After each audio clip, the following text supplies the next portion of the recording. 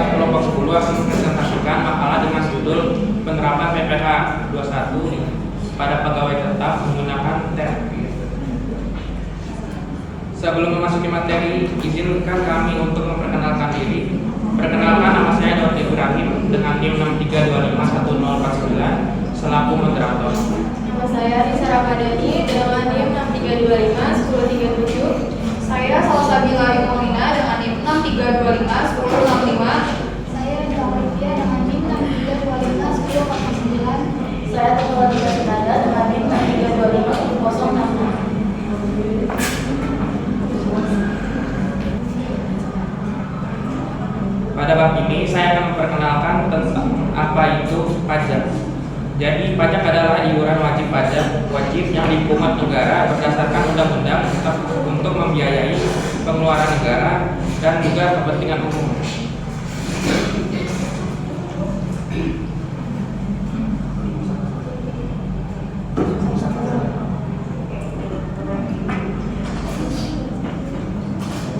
Pada penelitian ini terdapat beberapa permasalahan yang akan membahas terkait PPh pasal 21 dan 3 Adapun rumusan masalah yang akan dibahas oleh kelompok kami sebagai berikut.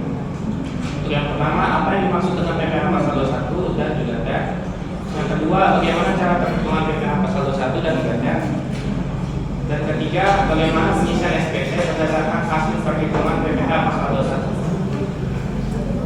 Demikian dari saya. Selanjutnya saya mempersilahkan untuk presenter 1 untuk menyampaikan materi.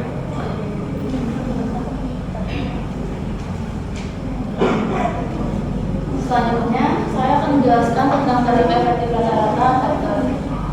Tarif efektif rata-rata atau TER adalah metode baru dari perhitungan PPh pasal 21 yang baru dikeluarkan pada tahun 2024 berdasarkan peraturan pemerintah nomor 58 tahun 2023 dan peraturan Menteri Keuangan nomor 168 tahun 2023. Apa kegunaan dari tarif efektif rata-rata adalah untuk menyederhanakan dan mempermudah pemotongan pajak bagi pegawai tetap. Jadi dengan data perusahaan tidak perlu lagi menghitung pajak menggunakan tarif progresif setiap bulannya.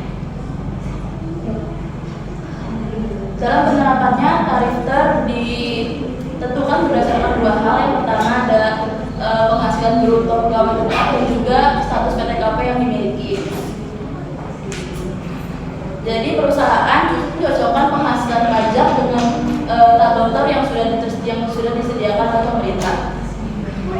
Jadi meskipun perhitungan pajak bulanan menjadi lebih sederhana, total PPh 21 yang dibayarkan selama 1 tahun tetap mengacu pada tarif progresif pasal 17 Undang-Undang Pajak Penghasilan. Jadi TER hanya digunakan untuk mempermudah pemotongan pajak setiap bulannya.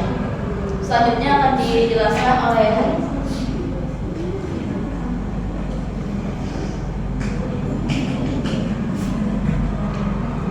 Saya akan menjelaskan pengertian pajak penghasilan pasal 21.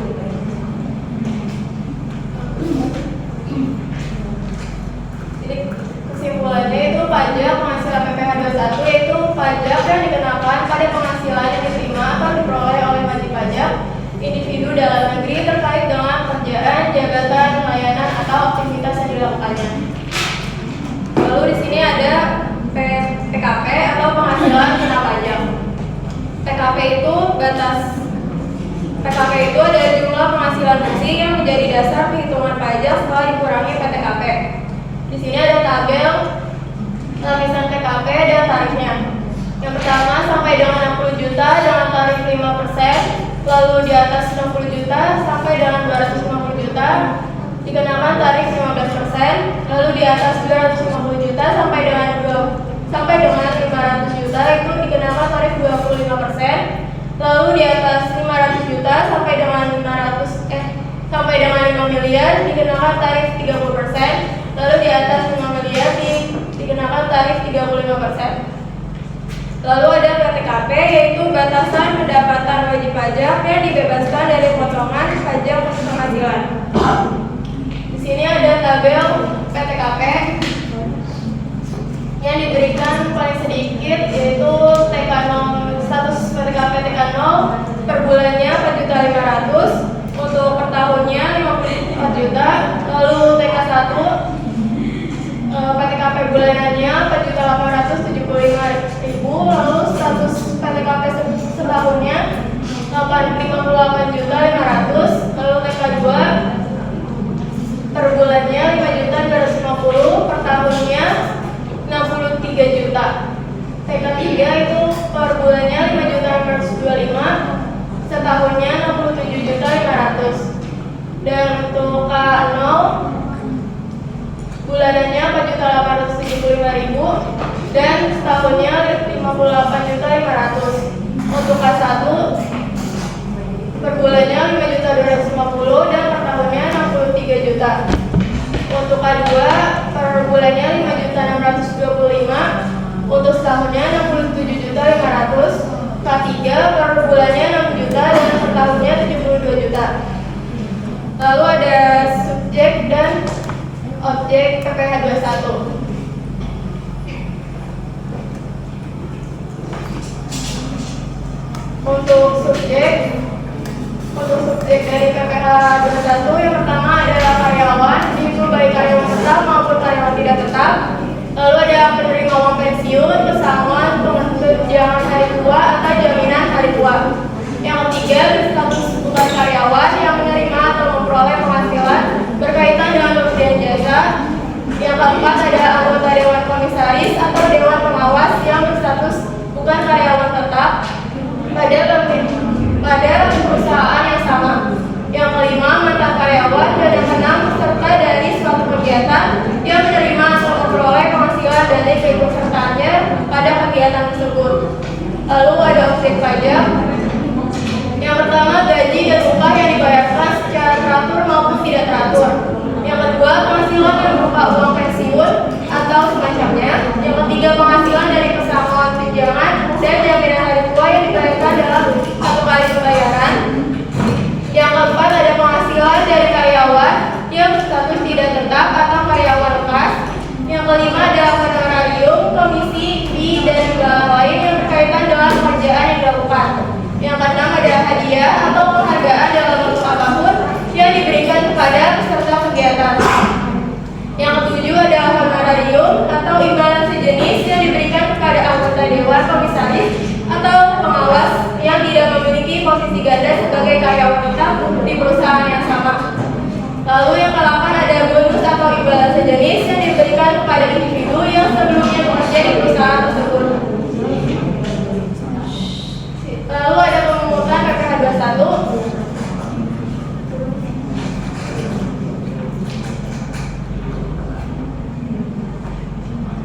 Dalam Journal of Business Management and Accounting dijelaskan bahwa Undang-Undang Nomor 7 Tahun 2021 membawa perubahan signifikan terhadap mekanisme pemotongan PPh pasal 21 termasuk penyesuaian tarif, kriteria subjek pajak dan aturan pemotongan untuk transaksi tertentu.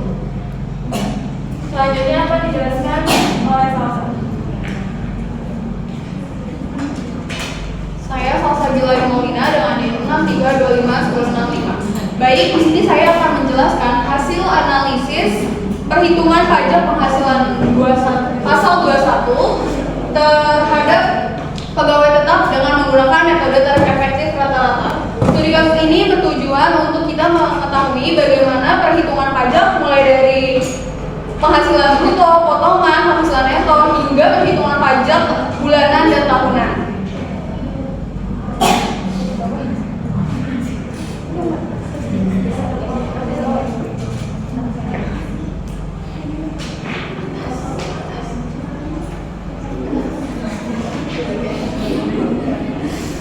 Di sini kita menggunakan data pegawai bernama Andi Pratama yang bekerja sebagai staf administrasi dan dia berstatus sebagai pegawai tetap. Status perpajakannya adalah K1 atau sudah menikah dan memiliki satu tanggungan. Dengan status tersebut, pegawai tersebut mendapatkan penghasilan tidak kena pajak sebesar 63 juta per tahunnya.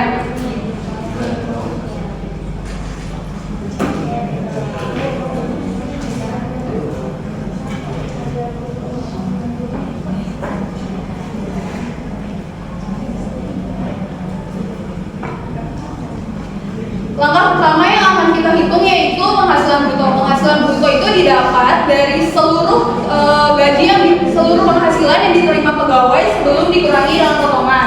Komponen penghasilan bruto sendiri di sini ada gaji pokok sebesar 8 juta, tunjangan jabatan sebesar 1.500.000, tunjangan makan sebesar 500.000, BPJS kesehatan yang dibayarkan perusahaan sebesar 320.000 dan jaminan kecelakaan kerja sebesar 80.000 serta jaminan kematian sebesar 24.000. Maka dari itu total penghasilan bruto yang diterima pegawai tiap bulannya adalah 10.424.000 rupiah.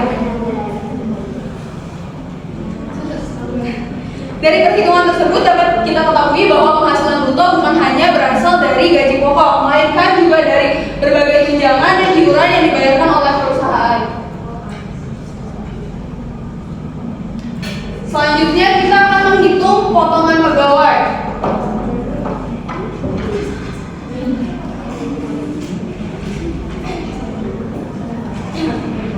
Untuk potongan pegawai sendiri di sini ada JHT pegawai sebesar 160.000, jaminan pensiun sebesar 80.000, iuran pensiun sebesar 100.000 rupiah. Maka total potongan yang ditanggung oleh pegawai setiap bulannya ada 340.000 rupiah. Potongan ini berfungsi sebagai pengurang penghasilan sehingga dapat mengurangi dasar pengenaan pajak. Selanjutnya kita di sini akan menghitung penghasilan neto.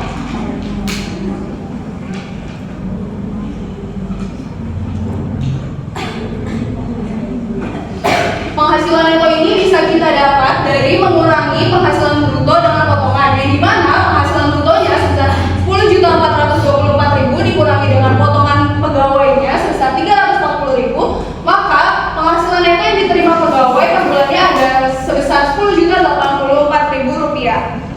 Penghasilan neto ini merupakan penghasilan yang benar-benar diterima pegawai setelah dikurangi dengan potongan dan iuran wajib yang menjadi dasar dalam menentukan penghasilan kena pajak. Selanjutnya akan dilakukan perhitungan PPh pasal 21 dengan menggunakan metode TER.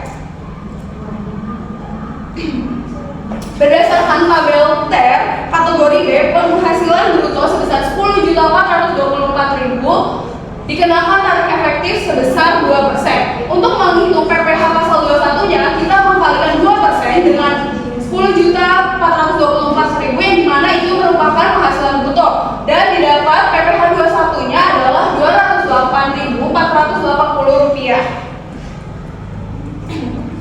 Dengan demikian, pajak yang dipotong setiap bulan dari pegawai adalah sebesar 208.480 rupiah. Metode TER memberikan kemudahan bagi perusahaan karena tidak perlu menghitung penghasilan kena pajak tiap bulannya. Selain perhitungan per bulan, perlu juga dilakukan perhitungan setahun untuk mengetahui pajak yang terutang sebenarnya.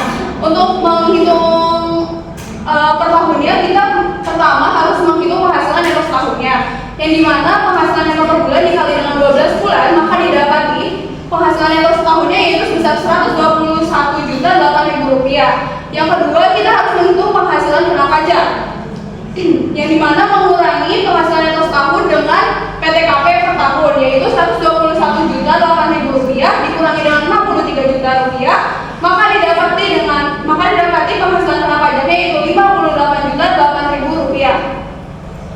Sesuai dengan ketentuan perpajakan, maka PKP-nya dibuatkan menjadi 58 juta rupiah. Selanjutnya,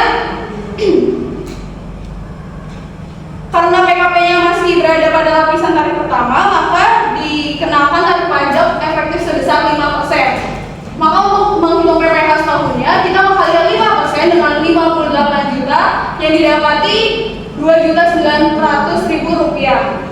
Untuk menghitung PPh sebulannya, tinggal kita bagi yang tadi 2.900.000 dibagi dengan 12 bulan, maka didapati 241.667 rupiah.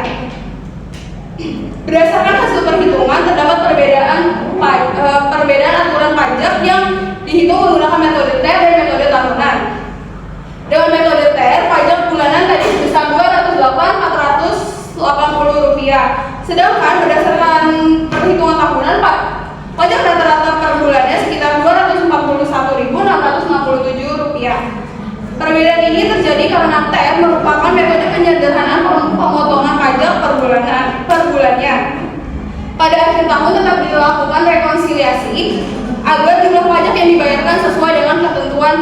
berlaku. Hal ini dilakukan untuk menghindari adanya terjadinya kurang bayar. Selanjutnya akan dijelaskan oleh teman saya. Saya Intan Lydia dengan NIM 3251009. Pengisian SPT tahunan atau angka pengisian SPT tahunan orang pribadi. Kumpulkan semua dokumen seperti NPWP, bukti pajak, laporan penghasilan tambahan, dan dokumen harta dan kewajiban. Lanjut login DJP online menggunakan NPWP, password, dan kode keamanan. Selanjutnya, melapor, pilih SPT tahunan dan tentukan formulir, misalnya 1770 SS untuk karyawan. Isi formulir SPT menggunakan input penghasilan bruto, masukkan biaya jabatan atau pengurang, cantumkan harta dan kewajiban, periksa kembali data yang diisi. Selanjutnya kirim dan simpan bukti, klik submit, unduh BPE, simpan sebagai arsip pribadi.